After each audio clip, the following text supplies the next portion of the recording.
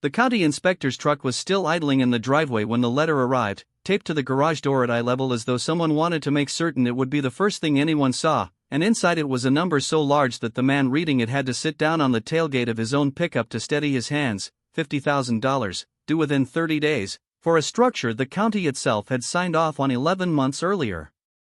He would stand in that driveway for a long time before he understood that the letter wasn't a mistake at all, that it was the opening move in something far larger and far more deliberate than a clerical error, and that the woman who signed it knew exactly what she was doing. What happened in the months after that letter is the reason this story is being told at all, and it changed the way an entire community understood the people they had trusted to lead them. Marcus Feldon was 44 years old, a quiet, broad-shouldered man who had spent his whole life within sight of the same ridge of white oaks that his grandfather, Elias Feldon, had first cleared with a team of mules back in 1951, back when the land outside Prescott Hollow was considered too rocky and too remote to farm properly, and back when a man's word and a handshake meant more than any deed filed at the county courthouse. Elias had built the original farmhouse himself, board by board, over 2 winters, and had raised cattle and a small orchard on the sloped acreage until his hands gave out sometime in his 70s, at which point Marcus's father, Thomas Feldon, took over the operation and expanded it modestly, adding a second well and a proper irrigation line that still, decades later, fed the lower pasture. Marcus had grown up hauling hay bales before school and mending fence line after, and when Thomas passed in 2011, the land passed to Marcus the way it always should have, cleanly, quietly, without ceremony, 31 acres and a house that had sheltered 3 generations of the same family. He was not a man who raised his voice, not a man who sought attention, and the neighbors who had known him the longest would say, if asked, that Marcus Feldon was the kind of person who returned a borrowed tool sharpened and cleaned, who waved at every car that passed whether he recognized the driver or not, and who had never once, in 44 years, been the subject of a single complaint filed with the county. The land itself, in those years before the trouble started, was something close to self-sufficient, the kind of quiet, working peace that people paid good money to imagine when they pictured rural life without ever actually living it. Marcus kept a small herd of 11 cattle, tended a vegetable garden that fed him through most of the winter, and had slowly, carefully, restored the old barn his grandfather built, replacing rotted beams one at a time over the course of several summers rather than tearing the whole structure down, because Marcus believed, the way his father had believed, that a thing worth keeping was worth the extra effort of keeping it right. The property bordered a newer subdivision called Ashworth Meadows, 42 homes built in the early 2000s on land that had once belonged to a neighboring farm, and though the subdivision came with its own homeowners association, Marcus's parcel, being older and platted separately under a grandfathered agricultural exemption, had never technically been a member, a fact that would matter a great deal later, though at the time it seemed like nothing more than a line on a plat map nobody bothered to read closely. The trouble, when it came, arrived in the shape of Denise Calloway, the newly elected president of the Ashworth Meadows Homeowners Association, a woman in her early 50s with a real estate license, a habit of photographing every lawn on her morning walk, and an unshakable conviction that property values in the neighborhood were a direct reflection of her own personal competence. Denise had campaigned for the board presidency on a platform of what she called community standards, and within weeks of taking the position she had commissioned a professional rebrand of the association's newsletter, repainted the entrance sign at her own suggestion, and begun circulating a spreadsheet, shared with select board members only, that ranked every visible property within a half-mile of the subdivision entrance on a scale of 1 to 10 for what she termed curb appeal. Marcus's farm, with its working barn, its modest fencing, and its old but functional farm truck parked near the gate, sat near the bottom of that list, and though his land was not even part of her association, Denise had convinced herself, and then several of her board members, that the Feldon property was dragging down the perceived value of the entire neighborhood simply by existing in view of it. It was around this time that Marcus began the one project that would eventually bring the two of them into direct and public conflict, the construction of a modest detached garage on the northern edge of his property, set well back from any shared boundary, intended to house his tractor and the farm equipment that had, for years, simply sat exposed to the weather. He pulled the permit properly, paid the fee, had the plans reviewed and stamped by the county building department, and broke ground that spring with no reason whatsoever to believe that a woman he had never spoken to would spend the next year of her life trying to take it away from him. The trouble began the way these things almost always begin, small, almost polite, wrapped in the language of neighborly concern rather than open hostility, and Marcus, true to his nature, treated the first letter the way he treated most things that irritated him without threatening him, by setting it aside and continuing his work. The letter came not from the county, which had already approved his garage plans, but from the Ashworth Meadows Homeowners Association itself, printed on the newly redesigned letterhead Denise Calloway had commissioned, informing him that his outbuilding structure appeared to violate setback guidelines outlined in the association's covenants and requesting that he halt construction immediately pending review. Marcus read it twice, noted that his property had never been part of the association and therefore could not be bound by its covenants, and drove into town that same afternoon to pull a certified copy of his plat map from the county recorder's office, a document that clearly showed his parcel as a separate, grandfathered agricultural lot dating back to 1951, decades before Ashworth Meadows existed at all. He mailed a polite, one-page response back to the association, enclosing a copy of the plat map, his approved county permit, and a brief note stating that he was happy to be a good neighbor but that his property was not subject to their covenants, and then he went back to framing the garage walls, believing, reasonably, that the matter was closed. It was not closed. Weeks passed, and rather than accepting the documentation, Denise began a quieter, more persistent campaign, sending a second letter that no longer mentioned setbacks but instead cited a vague clause about visual harmony with the surrounding community, followed by a third letter 2 weeks after that, this one referencing noise complaints from construction equipment that neighbors living nearly a quarter-mile away could not plausibly have heard. Marcus answered each one the same way, calmly, in writing, always keeping a copy for his own records, a habit his father had taught him years earlier when a dispute over an old fence line had taught the family the value of paper over memory. He began keeping a manila folder in the kitchen drawer, and into it went every letter, every certified mail receipt, every photograph he took of the garage's progress dated and timestamped on his phone, not because he expected a lawsuit, but because something in Denise's tone, increasingly clipped and increasingly personal, told him that documentation might eventually matter more than he wanted it to.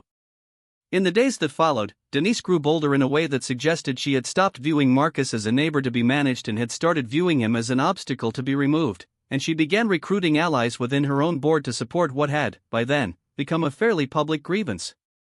At the association's quarterly meeting, held in the clubhouse of Ashworth Meadows and attended by nearly 60 residents, Denise stood before the crowd with a printed handout titled Neighborhood Concerns and spent nearly 10 minutes describing the Feldon property in terms that painted Marcus as unreasonable, uncooperative, and indifferent to the community around him, showing photographs of the half-built garage from angles chosen to make it look larger and more intrusive than it actually was, and suggesting, without quite saying so directly, that his refusal to comply with association standards reflected a broader disregard for his neighbor's well-being. Marcus was not present at that meeting, having not been informed of it since he was not a member of the association, and he learned only secondhand, from a longtime neighbor named Herbert Calloway, no relation to Denise, who pulled his truck over near the Feldon gate the next morning to tell him, uncomfortably, that his name had come up quite a bit the night before, and not kindly. The real damage, when it came, was not emotional but concrete, arriving on a Tuesday morning in the form of 2 uniformed county code enforcement officers accompanied, unusually, by Denise Calloway herself, who stood at the edge of Marcus's property with a clipboard while the officers issued a stop work order on the garage, citing, this time, an alleged failure to obtain proper permitting despite the fact that Marcus's approved permit was framed and hanging in his own kitchen. The stop work order froze construction for 6 weeks while Marcus fought to have the county re-verify records that should never have been in question, during which time an unexpected early frost damaged nearly $400 worth of exposed lumber left uncovered under the halted project, and a load of pea gravel he had already paid to have delivered for the garage floor sat useless and increasingly overgrown with weeds at the edge of his driveway. Then came the letter that changed everything, the $50,000 fine, issued not by the county, which had by then quietly reinstated his permit without explanation, but by the Ashworth Meadows Homeowners Association itself, claiming authority under a clause Marcus had never signed, for a structure built on land that had never belonged to their jurisdiction in the first place. It was at this point, sitting once again on the tailgate of his truck with that impossible number in his hands, that Marcus finally did something he had never done in his life. He called a lawyer. Her name was Rosalind Achebe, a property and land use attorney with a small but well-regarded practice 2 towns over, recommended to him by the same county recorder's clerk who had pulled his plat map months earlier. Rosalind spent nearly 2 hours in her office going through the manila folder Marcus had been keeping since the very first letter, laying the documents out across her desk in chronological order, the plat map, the approved permit, the certified mail receipts, the time-stamped photographs, and by the end of that meeting she looked up at him with an expression that was somewhere between disbelief and quiet satisfaction and told him, in plain terms, that not only was the fine unenforceable, since the association had no legal authority over his parcel whatsoever, but that the pattern of harassment documented in his folder, combined with what appeared to be a deliberately falsified stop-work complaint, might constitute something considerably more serious than a simple property dispute. Marcus asked her what she meant, and Rosalind, closing the folder carefully as though it now contained something far more valuable than paper, told him that before they did anything else, they were going to need to find out exactly who inside that association had lied to the county, and why.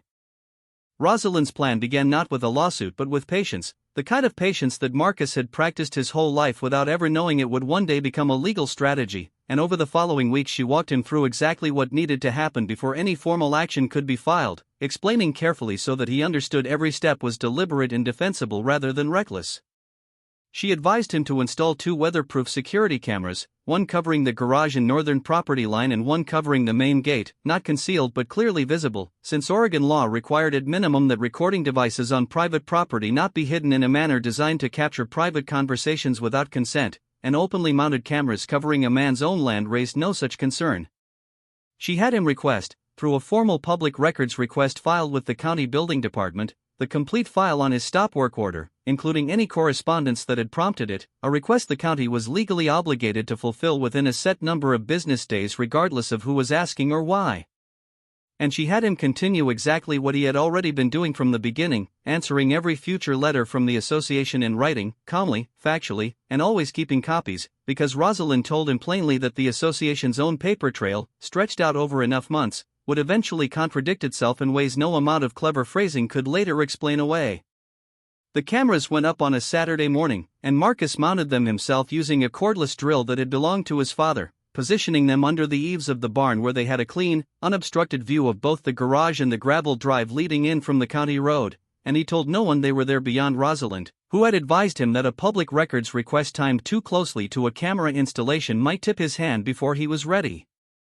For nearly 3 weeks nothing of consequence happened, and Marcus began to wonder whether the whole effort had been for nothing, until the footage on a Thursday evening in late October showed Denise Calloway's white sedan pulling slowly up to the edge of his property just after dusk, parking on the shoulder of the county road, and Denise herself walking the last 100 feet on foot toward the garage carrying what the grainy nighttime footage would later reveal, once enhanced by a technician Rosalind hired, to be a folding tape measure and a small notebook.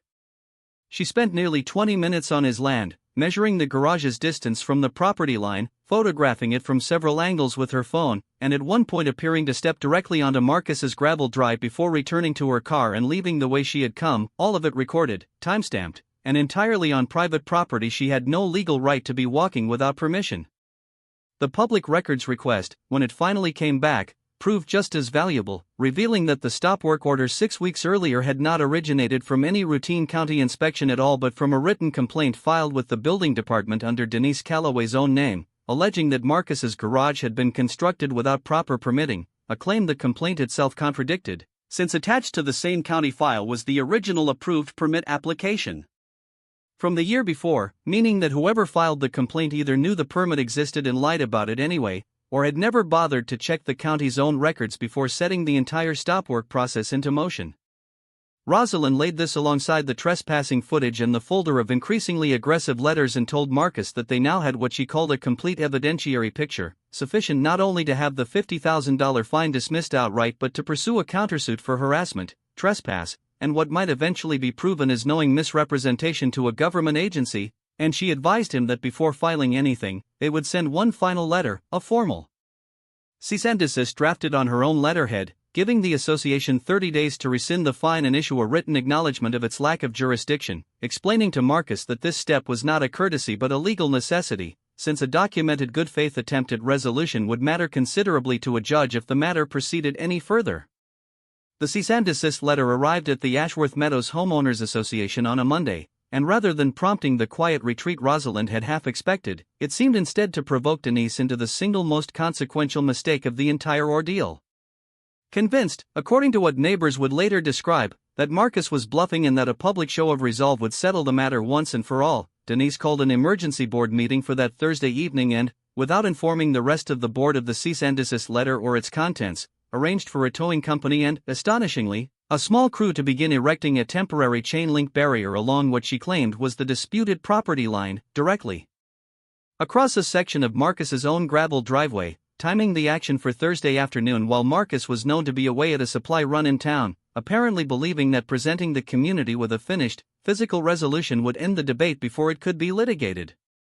Marcus returned home just after 4 that afternoon to find two men in reflective vests unloading fence posts from a flatbed trailer parked squarely across his own driveway, blocking his truck from reaching the house at all, while Denise stood nearby directing them with the same clipboard she had carried to the quarterly meeting months earlier, and it was in that exact moment, fence posts being driven into ground his family had owned since 1951, that the quiet, calm patience Marcus had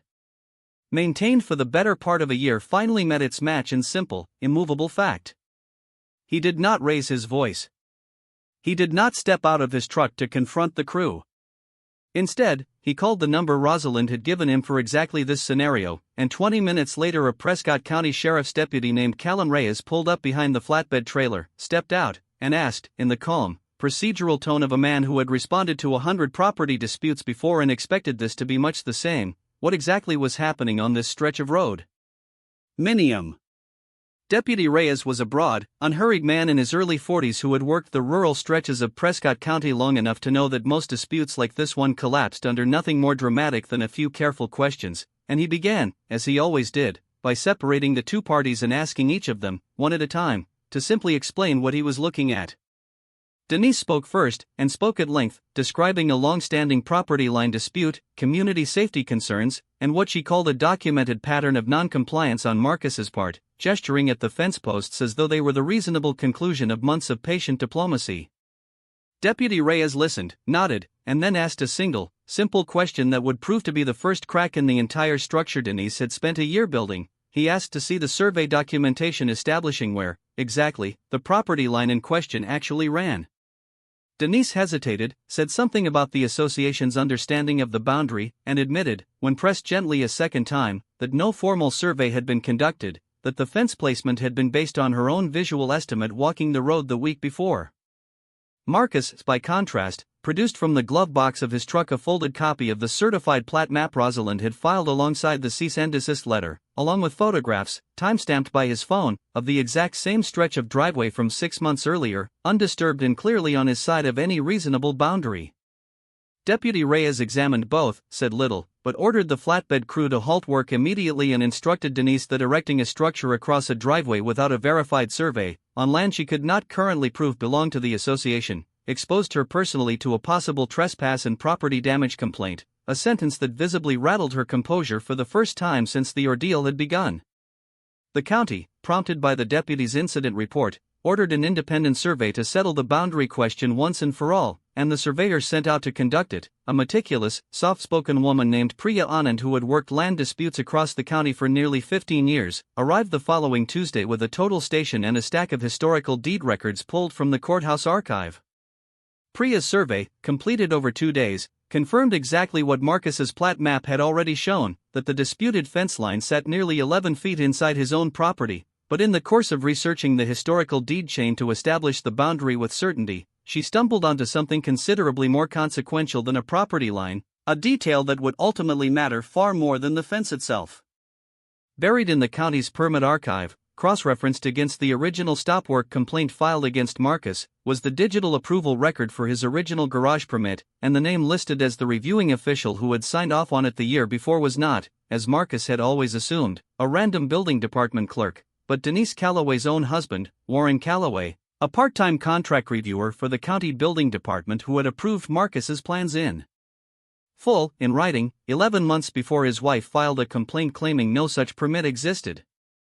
Rosalind, once Priya's findings reached her desk, recognized immediately what this meant, and she filed a second public records request, this time for internal association email correspondence, a request the Homeowners Association was legally obligated to fulfill under the state's open records provisions governing community associations, and the emails that came back, dozens of them exchanged over nearly a year between Denise and several board members, told a story considerably uglier than the one she had presented at the quarterly meeting. In one exchange from the previous spring, Denise had written to a fellow board member that the Feldon property was, in her words, dragging down everything we've built here and that getting Marcus to either comply or sell would be, as she put it, good for all of us, especially with listings picking up. Rosalind pointed out to Marcus that this last phrase mattered a great deal, since Denise, alongside her HOA presidency, held an active real estate license and had, according to public listing records Rosalind pulled separately, sold 4 homes in Ashworth Meadows over the preceding 2 years, meaning her financial interest in the neighborhood's perceived property values was not incidental but direct, and the emails, taken together, painted the picture not of a woman genuinely concerned with community standards but of one attempting to manufacture a crisis, using her husband's quiet permit approval and her own fabricated complaint to manufacture a pretext for pressuring a longtime landowner into selling. Word of the fence, the deputy's visit, and Priya's survey traveled quickly through Ashworth Meadows in the way such things always do, but it was the emails, once Rosalind's filing became a matter of public record attached to the eventual court case, that turned quiet gossip into open reconsideration among neighbors who had, until then, simply assumed Denise's version of events. Herbert Calloway, the same neighbor who had first warned Marcus about the quarterly meeting, began speaking openly at the mailbox cluster about what he called some real questions surrounding the board's conduct, and 2 other board members, reading the same email chain that Rosalind's filing had made public, quietly resigned from the association within the same week, one of them telling a local reporter, when the story eventually drew coverage from a regional paper, that she had trusted Denise's account of the Feldon situation completely and felt, in her words, used. The case reached the county courthouse on a cold morning in February. Marcus's countersuit for trespass, harassment, and knowing misrepresentation to a government agency scheduled before Judge Eleanor Voss, a methodical jurist known locally for her patience with detail and her intolerance for evasive testimony. Rosalind built her case exactly the way she had built the file itself, in careful chronological order, walking the court through the original plat map, the approved permit bearing Warren Calloway's signature, the time-stamped harassment letters, the trespass footage from the night Denise measured the garage, the deputy's incident report from the fence line confrontation, and finally the internal emails revealing the financial motive underneath it all. When Denise took the stand, the association's own attorney attempting to frame her actions as an overzealous but good-faith effort to maintain community standards, Rosalind's cross-examination returned again and again to a single, unanswerable question, asking Denise to explain how she could have filed a complaint claiming no permit existed for a structure her own husband had personally approved 11 months earlier, a question Denise answered first with a claim of not remembering, then with a claim that her husband hadn't mentioned it, both answers directly contradicted by the time-stamped emails already entered into evidence, and by the third repetition of the question. Denise's composure, so carefully maintained through a year of letters and meetings and fence posts, finally broke down into something the courtroom gallery would later describe as simple, undisguised panic. Judge Voss took only a short recess before returning with her ruling, and when she spoke, she did so slowly, deliberately, in the tone of someone who wanted every word entered into the record with absolute clarity, stating that the evidence before her showed not an isolated lapse in judgment but a sustained, year-long pattern of harassment, trespass, and misrepresentation to a government agency, undertaken by a sitting association president who had used her position and her husband's access to county permitting records to manufacture a false complaint against a longtime landowner whose only offense had been building a permitted structure on his own property. She noted, with particular weight, that the $50,000 fine had never rested on any legitimate authority whatsoever, since the Feldon parcel had never been a member of the Ashworth Meadows Homeowners Association to begin with, and she found, based on the time-stamped emails entered into evidence, that Denise Calloway's actions had been motivated at least in part by personal financial interest tied to her real estate practice rather than any genuine concern for community standards, a finding that transformed the case from a simple boundary dispute into something considerably closer to fraud. Judge Voss ordered the fine voided in full, awarded Marcus damages covering his legal fees, the ruined lumber, the wasted gravel, and the emotional toll of a year spent defending land his family had held since 1951, and she closed her ruling with a line that would later be quoted in the regional paper's coverage of the case, stating plainly that a homeowners association's authority extended only as far as its actual jurisdiction and its members' actual consent, and that no board, however, confident in its own judgment, held the right to manufacture false complaints against a neighbor simply because his property did not conform to someone else's private idea of what a community ought to look like. The consequences for Denise Calloway extended well beyond the courtroom. Within a week of the ruling, the remaining members of the Ashworth Meadows board, several of whom had already begun distancing themselves after the email disclosures, called a formal vote and removed her from the presidency, citing the court's findings and the association's own bylaws regarding conduct unbecoming an elected officer, and Warren Calloway, Once county administrators reviewed the permit file and the timing of his approval alongside his wife's later complaint was quietly placed on administrative leave from his part-time reviewer position pending a separate internal investigation into whether his approval had been improperly influenced or, alternately, whether his wife had simply chosen to ignore work he had done in good faith. Denise's real estate license came under scrutiny as well, after the same regional reporter who had covered the trial filed a public records request of her own and discovered that Denise had, in the months leading up to the fine, quietly approached at least 2 other property owners near the subdivision's edge with unsolicited offers to buy their land, a pattern that several state licensing officials found troubling enough to open a formal review.